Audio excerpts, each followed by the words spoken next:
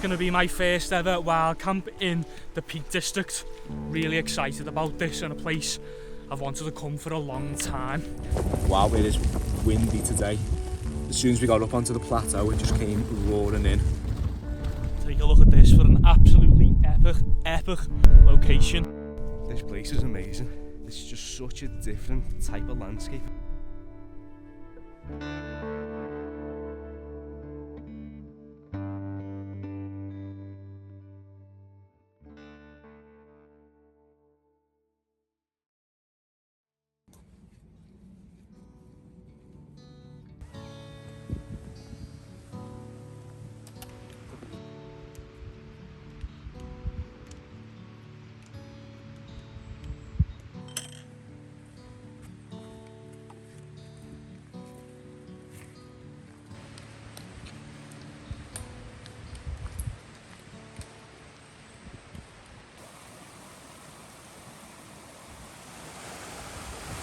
Got a bit of milk and sugar for that. What do you call it? Famous Yorkshire tea? Yeah, Yorkshire tea. Full of it.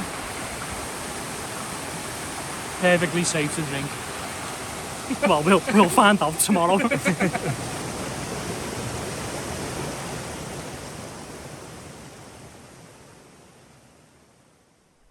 Hi guys, and welcome back to Border Raiders, the place for your fix of all things outdoors and wild camping. Today, it's going to be an exciting one for two reasons. For me, it's going to be my first ever wild camp in the Peak District. Really excited about this, and a place I've wanted to come for a long time. We started the journey down in Edale Valley, and we're going to be heading up onto Kinder Scout. Specifically, we're going to be heading up to a place called the Woolpacks, and we're going to be making our way up via the Grindsbrook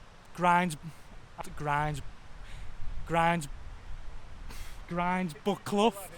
Sam's over there laughing his head off. I just can't pronounce it for the life of me. And for the lads, which is going to be Greg and Sam, it's an exciting one for them as well. They're actually heading to Norway next week, testing a few pieces of kit, deliberating whether they want to take it or not. So as you can see, the weather at the moment isn't exactly great, but I think it does offer Sam and Greg a real good opportunity to test the kit for Norway. It is, when they're looking at the forecast, it is into the minuses at times. So the temperature here at the moment is looking to get down to around 2-3 degrees. So not exactly freezing, but it should offer, like I said, a real good opportunity for them to test some of the winter kit. But straight off the bat, the Peak District so far, and just in the Edale Valley, it's so lush, it really is. As you can see, a lot of fern, heather. It's really, really thick. It's lovely though, isn't it, so far? It's lovely, yeah, loads of colours, like say a lot of heather about with those purple plants, and yeah, a little bit of what we were picking before, bilberry. Bilberries, yeah. A little bit of We've just been helping ourselves to some bilberries, haven't we? Hopefully the bilberries anyway. I know, yeah, We've bilberries. trusted the word of someone. Yeah, some random. Picking them.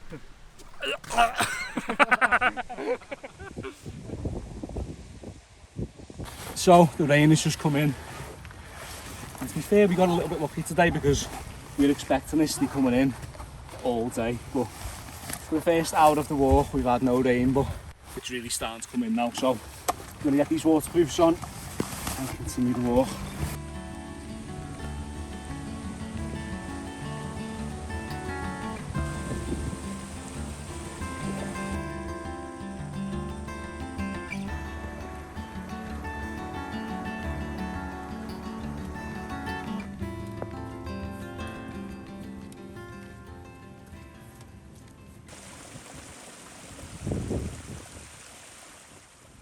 Finally, up on the plateau, eh? Yeah, that was some pull coming up.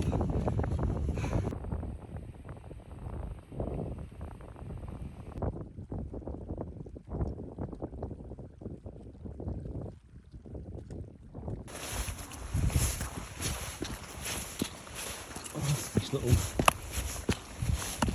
paved path here. Yeah, I don't think we're too much further. We did get a little glimpse of the Woolpack formation just on the ridge over here.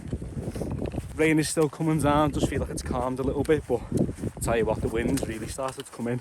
I think it's forecast about 30 miles an hour, so not too bad, but I'm looking forward to getting there now, getting everything set up.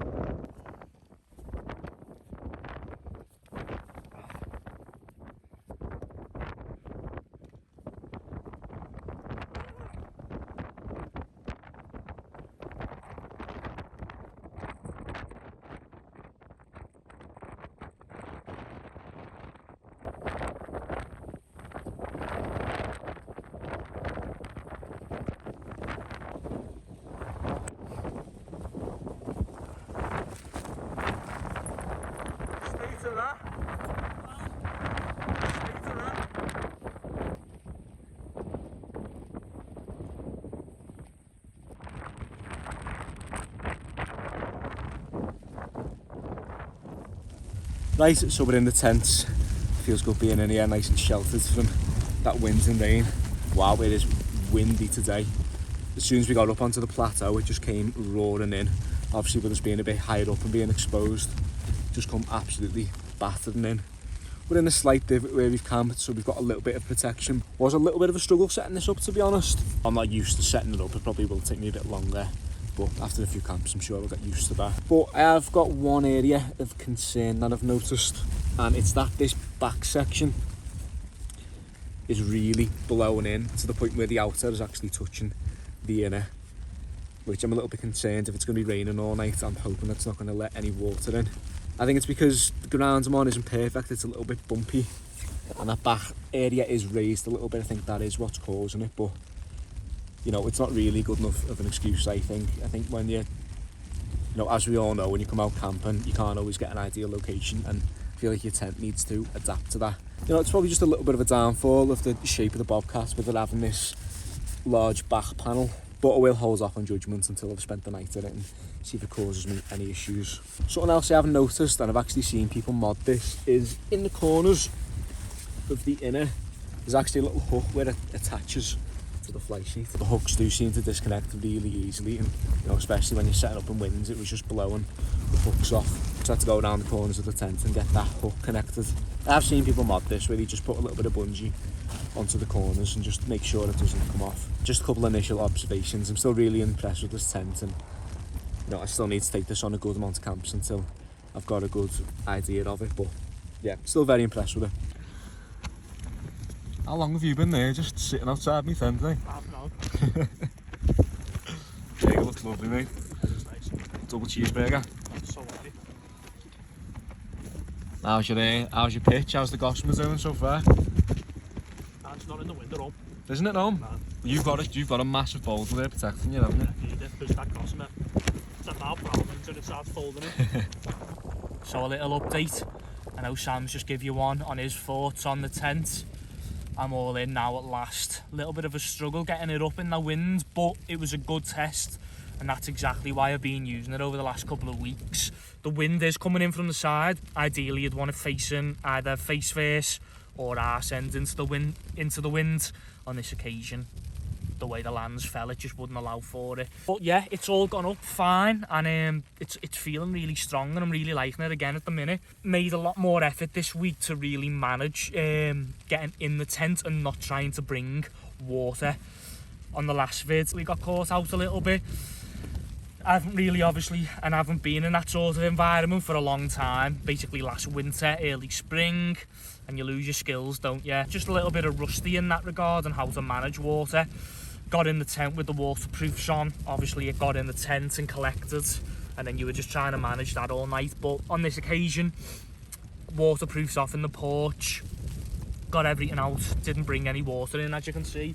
It's bone dry, a lot more comfortable this time round. The plan now is to get some tea on, really.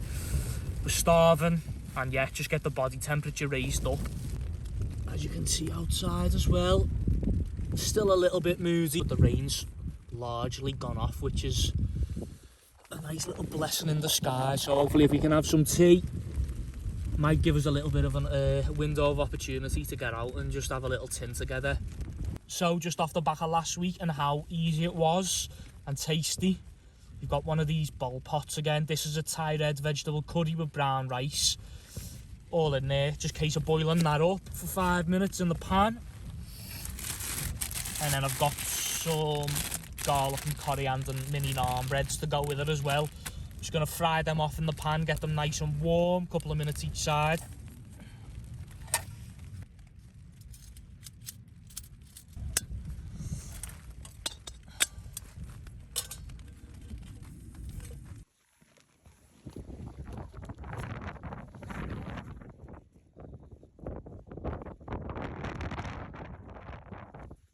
You've got something in mind, haven't you?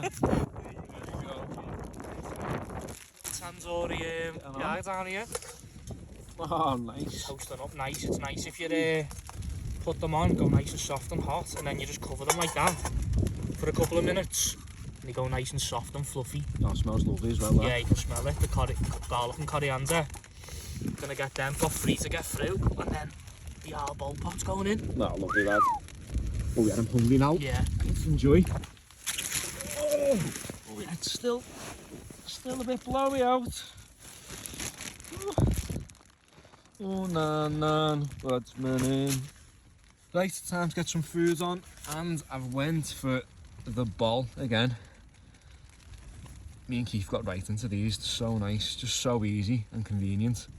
I actually went for the same one I got last week, which, you know, being a little bit boring, but really enjoyed it. Right, so here's one for you. If you get one of these flat sort of pot pans, really handy if you've got like a curry or some sort of stew on the boil on the inside. Get your bread or something else that you need to get warmed up on top. As you can see, pop that up. Oh, oh, it's spot on that, spot on. Bread gives it some real substance. Makes it feel nice and homely as well. And that is just what you want after a couple of hours of walking in weather that effectively is autumn, let's be honest. Oh mate, I can't wait to get stuck into this. Tell you what though, it's moments like this which is why you do it, isn't it? I think some people probably think, what are you doing heading out when it's blowing a hoolie? Absolutely pissing it down, but everyone knows, don't need that moment to get in your tent, get everything set up, you get your dry kit on, and get some good homely scan on the go. It's one of the best moments, I think. One of the best moments when you come camping. I think what about this, I'm going to try and get up the tent for a bit. Ideally, don't want to be stuck in here all night, so the rain has died off, it's a little bit windy, but what we'll do is we'll head towards Greg's tent. He's right next to one of the big Gritstone formations, so he's got good shelter there, so it should be a nice little spot to chill anyway.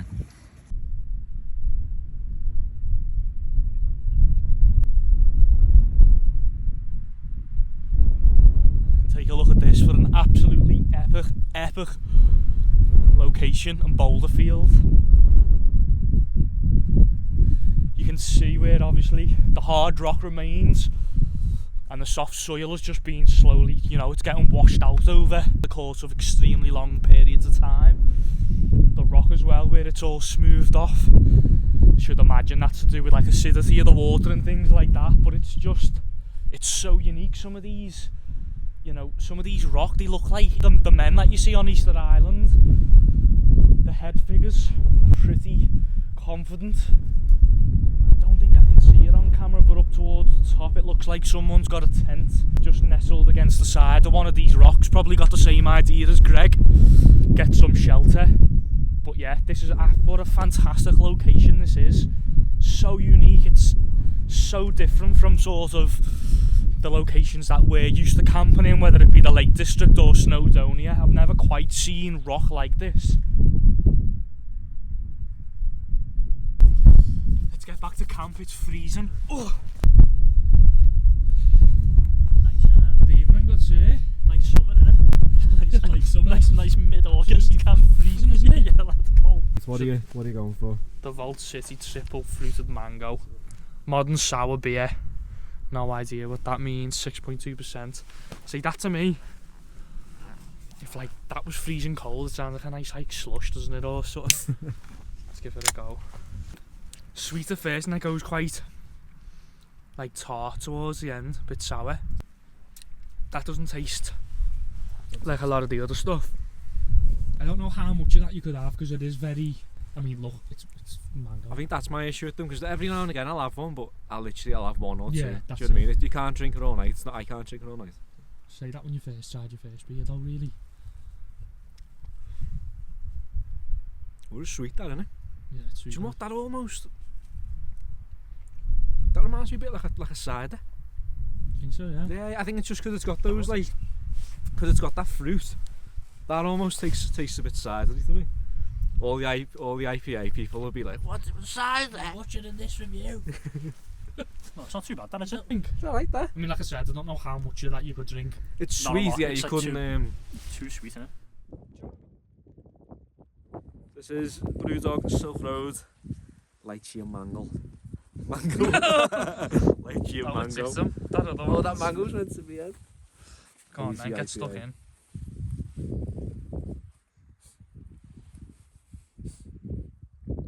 Give that a good shake as well, because the other one needed to go as well. Shake them to you. It says on it if it needs a shake or not. Someone's going to be screaming at the camera. Jamaica going, that, Don't shake it. It's similar to the other one. It's nice. You can definitely taste the lychee. Nah, I don't like that. Don't you know? Nah, I quite like Instant lychee. too hazy, that. Rubicon lychee. I just don't like the aftertaste of IPAs. It's quite nice though. Anyone that No, says have they a like go. them is a liar. I don't mind it. I'm not sure if you like that one. At the end, you get that lychee, and it's a bit more perfumey then. Like Yeah. the fruit coming through. Quite like a fragrant, fruity flavour, isn't it? And what's coming through, it tastes like. Should have got a can of Stella.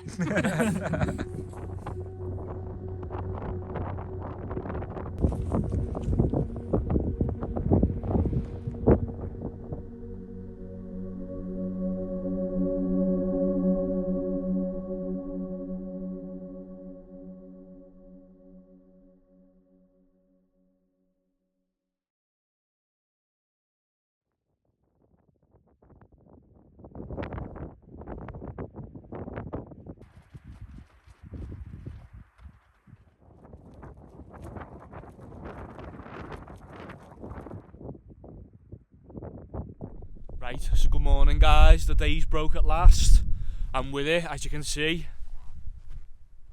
far more agreeable weather. Survived the night, both the tents still standing strong, so they've done a good job there.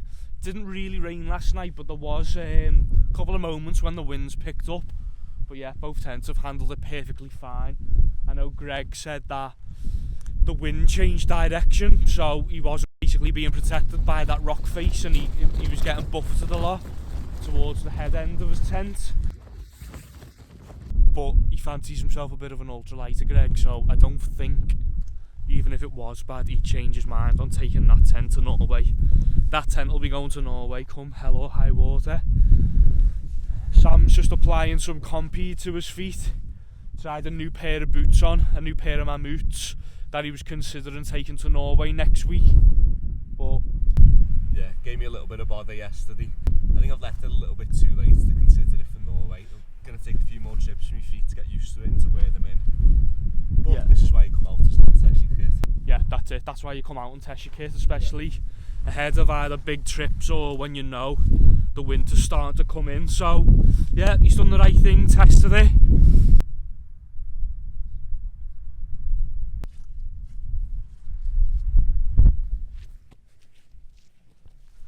Right, so I've just come for a little mooch around the area, just exploring the Woolpacks a little bit, and this place is amazing.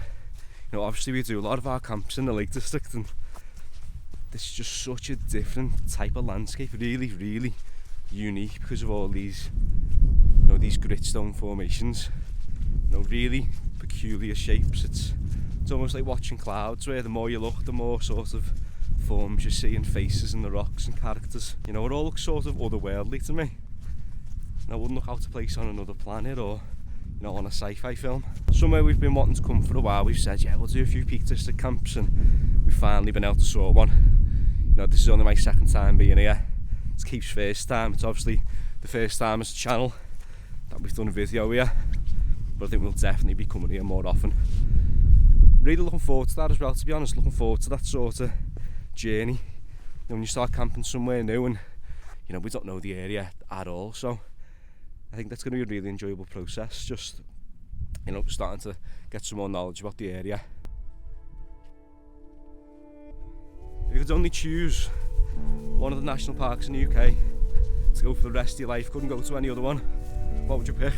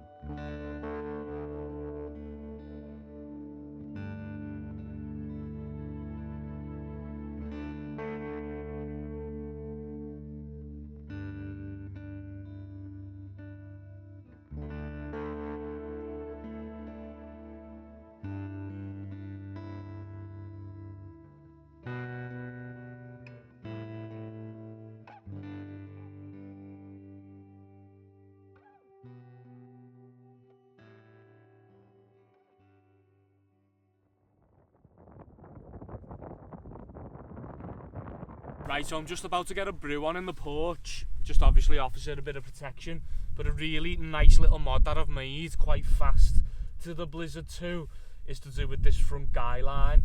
So when you first get the tent, it's attached to this point. Now obviously it's not always appropriate to have it out, as you can see. It does obviously restrict your access, but then it does offer a lot of like structural rigidity to the tent. And it's either tied up, you'd either have it out, or obviously you'll tie it in a bit of a loop and it'll dangle there, which does get a bit annoying. Get yourself a carabiner, attach the guy line, and then you can just clip it on and off. And if there's too much slack as well, so for instance, obviously that's been set nice and tight and I won't be able to get it off there. If you just slacken it off like that, it'll just give you enough leverage and enough room. Pop that there, that's not going to go away, and obviously when you want to get your head down or the weather picks up, bang it back on and just tighten that up and the job's a good one. I think it's cracking little tip there. That'll be applicable to the other tents as well. There's a lot of tents, even on my boards, where it's got this extra guy out point. Yeah, just it is handy having those carabiners to just really take them on and off. And what I also do as well, just so that it doesn't get lost and it never goes missing in my bag, obviously I'll tie all this up, and then when the tent gets packed away or I'm not actually using it properly, I just attach it onto that and I'll tie it up, so I know that's always going to be there ready to go and it doesn't get lost, and you don't have to keep it separate from the tent itself.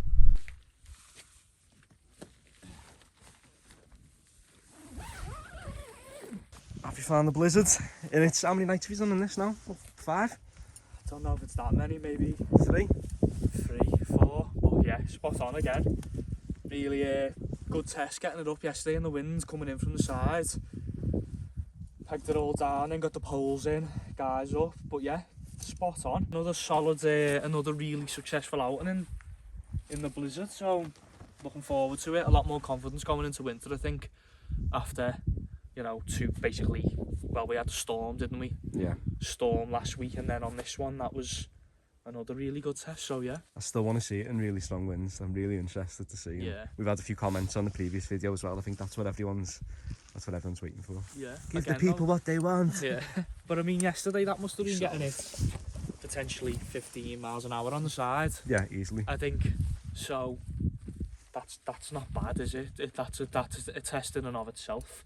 Again, I know we do want to give it a proper test facing into the wind, but that'll come eventually, won't it? Right guys, we're all packed up. ready to head back down into the Edale Valley, get a nice breakfast. Looking forward to that. As you can see, leave absolutely no trace, no evidence that you've been in the area. But a little round up of that camp, first time for me in the Peal District. Really enjoyable sort of landscapes. I know the weather has been challenging, but you know, you've got to take what it gives you sometimes. But this area's been fantastic. Lovely rock formations and just something a bit different. Very lush compared to a lot of the other locations we've camped in, and it's been a great exercise for both Sam and Greg when it comes to trying kit out for Norway. Sam again in new boots, he knows they're not for him. Greg's got his brand new Las Pativa boots on and he knows they are for him. He's got a new Rab jacket, that's all good. So yeah, looks like it's been a successful test on that front. So I think going into next week, going to Norway, I've got a good idea now. Even in terms of sleep kit, in terms of kit, that camp's just really helped me make a few decisions that I wasn't sure of. So thank you for watching. If you did find value in the video, please do consider like, commenting and subscribing. It really does help the channel out. It does mean that you get all the content that you want as well. So again, thank you very much for watching and we'll see you on the next one.